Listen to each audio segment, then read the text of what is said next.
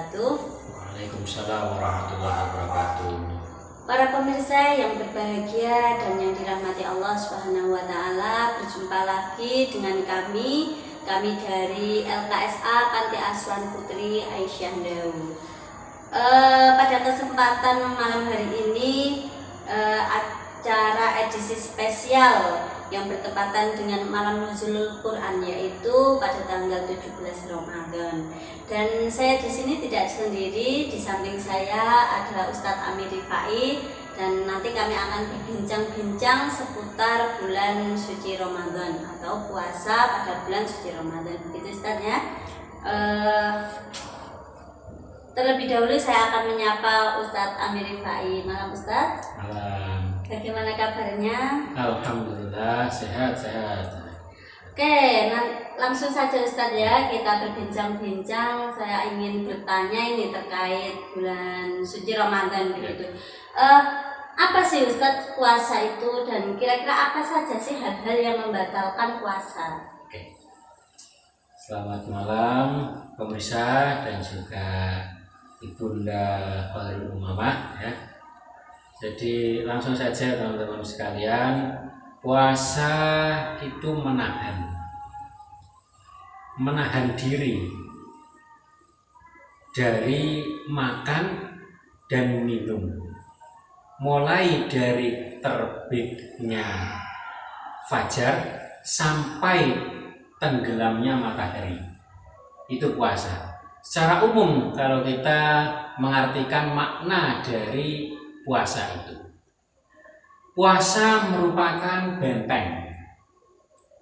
Puasa juga merupakan perisai yang menahan diri kita untuk tidak berbuat keburukan, tidak berbuat kejahatan. Karena dalam puasa kita dilatih. Maka puasa itu Ibunda Umamah mempunyai makna bulan pendidikan. Maka kita dilatih, dididik untuk apa? Untuk selalu menahan dari berbuat atau perbuatan yang buruk, yang tercela, yang dilarang, yang dibenci oleh Allah. Nah, dalam berpuasa ini banyak ragamnya. Banyak orang yang ketika datang bulan puasa itu bahagia, gitu ya. Nah, tapi ada pula yang ketika datang bulan puasa, ketika datang bulan Ramadan, dia sedih. Karena di siang hari nggak bisa makan, kan gitu. Nah, yang berbahagia itulah orang-orang yang nantinya kata Allah dalam surat Al-Baqarah, la'allakum tattaqun, yang menjalankan kewajiban berpuasa sebagaimana yang diwajibkan oleh orang-orang sebelum kita. Dalam berpuasa ada beberapa hal yang bisa membatalkan puasa itu.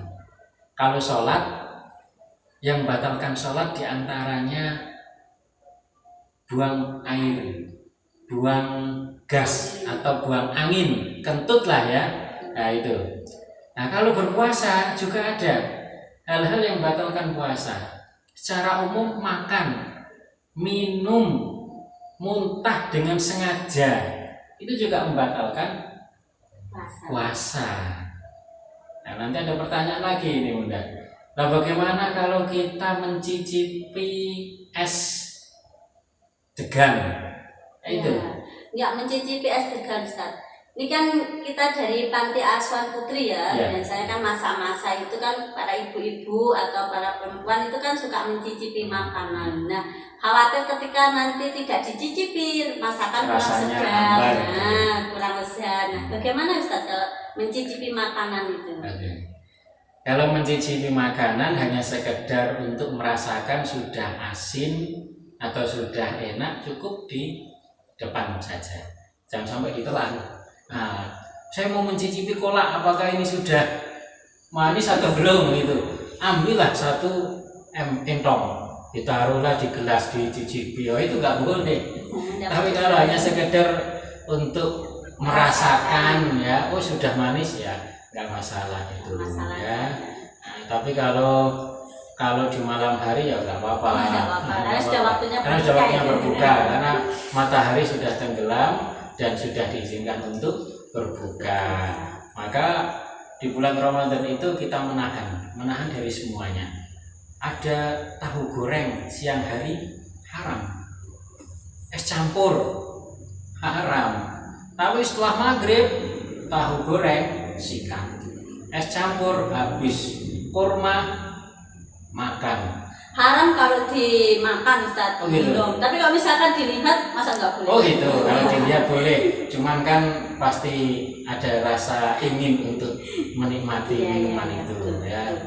Jadi kalau habis maghrib silahkan, nggak apa-apa. Mau nambah pola, iya. Mau bersama istri, oke. Mau, itu, nanti dulu. Ya gitu. Kalau kumur-kumur itu, biasanya kalau wudhu itu kan kalau panas siang gitu kan panas. Nah, jadi kalau misalkan berwudhu terus kumur-kumur itu kan rasanya juga lumayan segar itu. Gimana kalau kumur-kumur? Kumur-kumur sekedarnya. Jangan sampai diniatkan, saya mau kumur-kumur biar haus saya hilang, sekalian lagu sedikit, nggak apa-apa, nggak ada yang tahu. Ya nggak boleh. Kan kita juga ada sholat duhur, kumur-kumur silakan. Ya. Sholat duha itu biasanya dari kita di panti terkadang kan ini sholat duha itu jam 9, jam 10 ya kumurnya bukan karena untuk menghilangkan haus itu, bukan, tapi untuk berwudu ya, itu nggak masalah. Nah, kalau hanya sekedar itu, tapi kalau nanti mau sekalian kumur nanti di kamar mandi kan nggak ada yang tahu, sekalian satu teguk kita masukkan Lumayan, gitu. Lumayan gitu. Itu nggak boleh. Nah, lagi nih Tat, ya. Kita kan sering mendengar ya bahwa tidurnya orang berpuasa itu kan ibadah nih Tat, ya. Nah, bagaimana hukumnya tidur sepanjang hari pada saat puasa itu Tat? Oh, boleh. Tidur boleh. terus Tat, Tidur terus. soalnya kan nggak makan, nggak Nggak minum makan, gitu nggak kan. minum. Bawahnya kan lemes gitu Tat ya. Lemes. Nah, Betul. pengennya itu tidur gitu. Gimana Tat? Bagus. Biasanya anak muda itu dipakai alasan. Jadi pengennya tidur terus gitu. Ya, itu bagaimana hukumnya? Itu mempunyai makna yang sangat dalam. Maksudnya tidurnya orang berpuasa itu ibadah daripada melakukan perbuatan dosa, daripada melakukan perbuatan tercela. Lebih baik tidur. Lah sekarang tidur saja itu berpahala, apalagi membaca Al-Quran, apalagi belajar, kan lebih berpahala lagi. Nah, biasanya itu, mohon maaf, itu alasannya anak-anak yang malas mengaji, malas belajar, malas membaca Al-Quran. Jadi alasannya dia, loh kan saya tidur kan ibadah, dipakai alasan lah itu.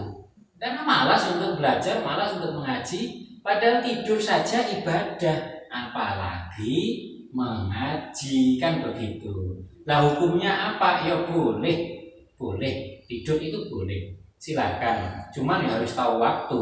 Jangan sampai tidur setelah sahur, bangun-bangun menjelang berbuka karena mencium bau kolak dari masakan di dapur itu. Nah, itu.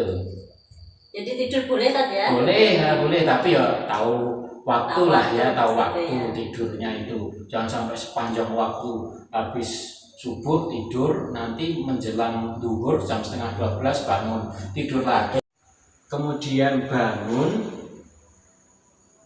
karena menjelang sholat asar, lalu tidur lagi, bangun menjelang berbuka tadi itu.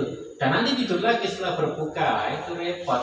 Kalau hanya sekedar tidur dengan dalil dan dalih, tidurnya orang berpuasa itu berpahala, itu ya saya kira malah jadi nggak boleh, nggak dapat amalan apa-apa. Itu nanti masuk dalam hadis kam min shaimin laisa lahu min syamihi illal ju' wal atos. Berapa banyak orang yang berpuasa tapi tidak mendapatkan pahala, tidak mendapatkan nilai dari puasa tersebut, illal ju' kecuali rasa lapar, wal atos, dan rasa dahaga. Nggak dapat apa-apa, nggak dapat pahala. Kenapa?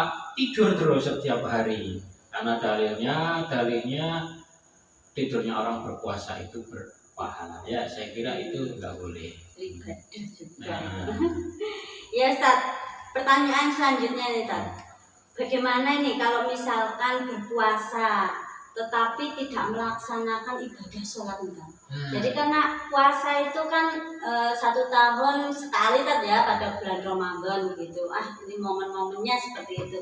Wah, nggak mau ketinggalan nih kalau bulan puasa itu ikut berpuasa. Tapi untuk amalan sholatnya ditinggalkan ini Ustaz. Gimana?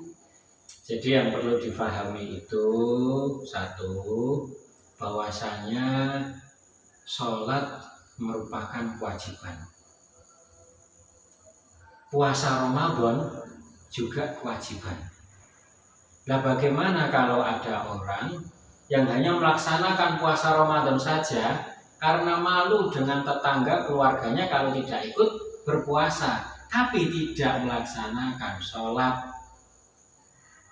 Yang perlu diketahui adalah satu hal yang membedakan kita umat Islam dengan orang kafir atau orang non-muslim adalah dari segi sholatnya. Nah, kok seandainya kita melaksanakan kewajiban puasa tapi meninggalkan sholat, ibaratnya kita itu bekerja peras keringat banting tulang tapi tidak mendapatkan gaji. Sama saja dengan orang berpuasa, menahan lapar, haus, dan dahaga, tapi tidak mendapatkan nilai pahala dari ibadahnya tersebut. Kenapa? Meninggalkan ibadah wajib yang lainnya. Dan hal ini tidak boleh. Karena konsekuensi kita sebagai manusia, konsekuensi kita sebagai orang yang beriman, dan kita menyatakan bahwasanya asyhadu alla ilaha illallah wa asyhadu anna muhammadar rasulullah, harus melaksanakan segala kewajiban yang diperintahkan oleh Allah, termasuk sholat, puasa. Kok hanya yang dipilih hanya sekedar puasanya, sholatnya ditinggalkan? Ya tadi itu.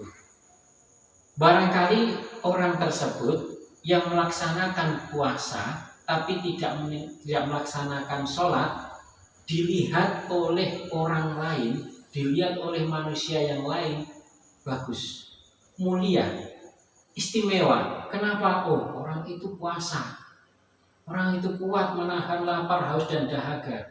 Tapi di sisi Allah Subhanahu wa Ta'ala, di sisi Allah dia sia-sia belaka. Nah, ini harus diperhatikan. Jangan karena sudah berpuasa kemudian tidak melaksanakan sholat. Nggak boleh. Jadi tetap puasa iya, sholat dikerjakan.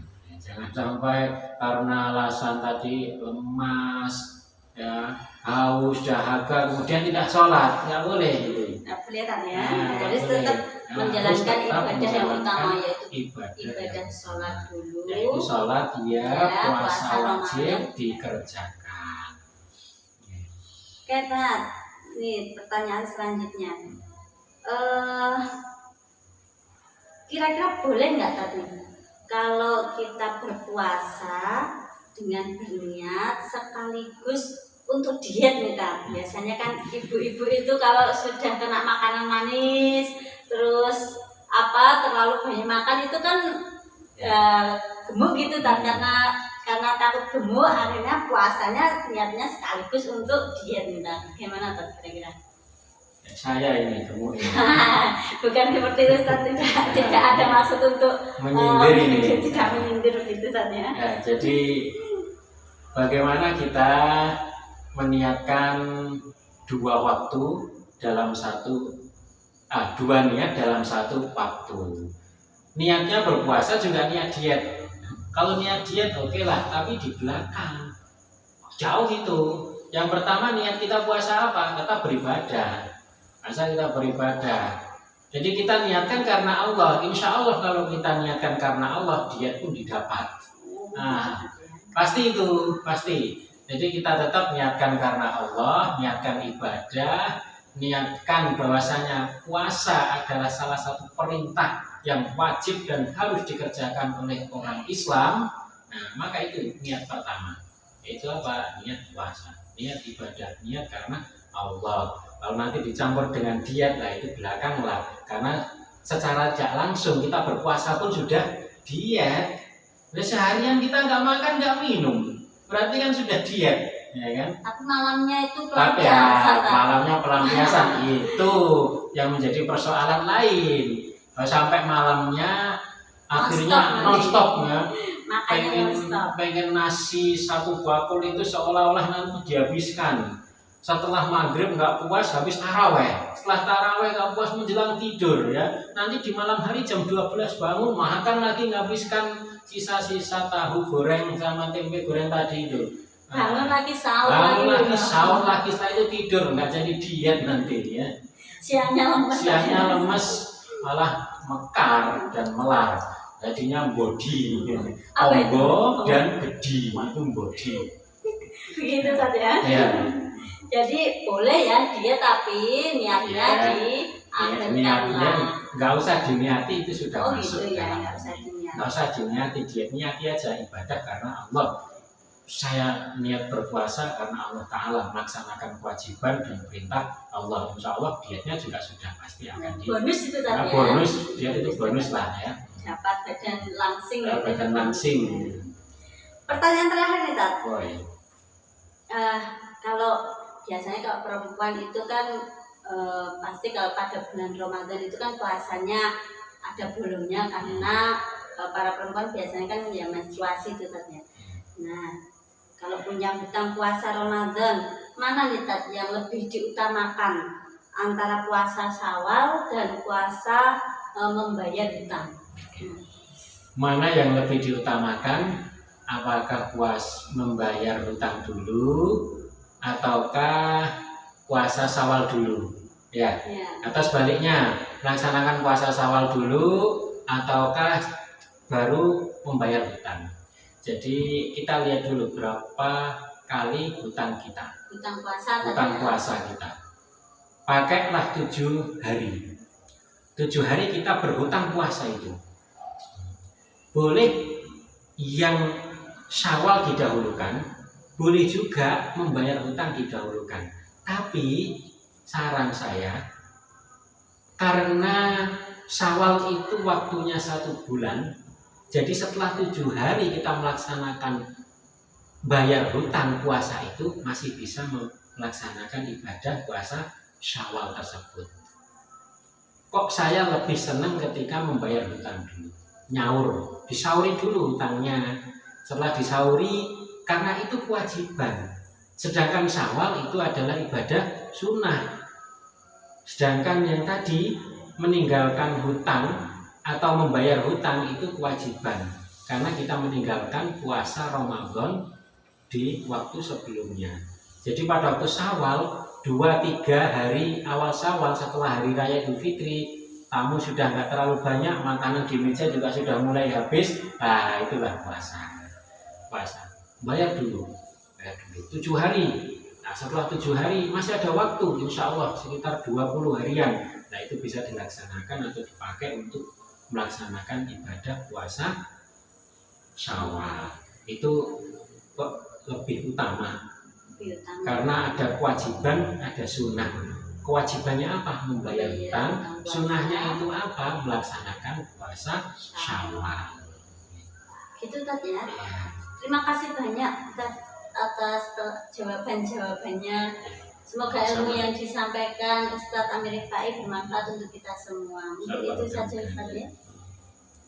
Para pemirsa yang berbahagia, terima kasih kepada Ustadz yang sampaikan. Akhirnya sampai di penghujung acara, saya selaku moderator mohon maaf dan pamit untuk undur diri. Jika ada kata-kata yang kurang berkenan, kami mohon maaf yang sebesar-besarnya. Billahi taufiq wal hidayah. Wassalamualaikum warahmatullahi wabarakatuh.